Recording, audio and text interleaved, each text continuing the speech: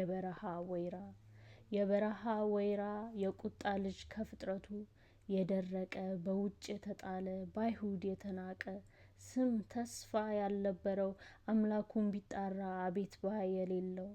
የበረሃ ወይራ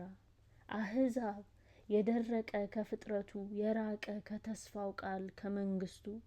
ነገር ግን በምህረቱ የተናቁት ገቡ በዘር ግንዱ ገቡ በእምነት የአብርሃም ልጆች ወራሾች ተባሉ በእርሱ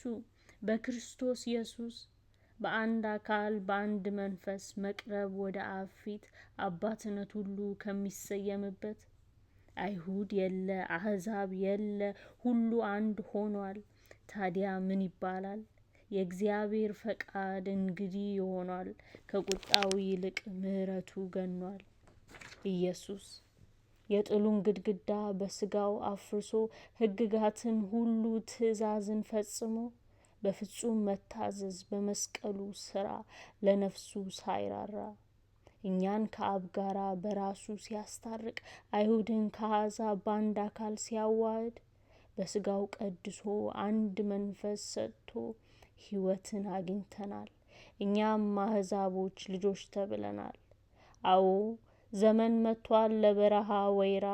የአምላክ ምስጢር ተገልጦልናልና ለሰው የማይቻል ለእግዚአብሔር ተችሏል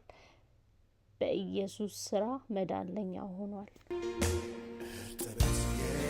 የማያውቅ በድርቅ የደቀቀ ሕይወቴ ነበረ ከአጥንቴ ደረቀ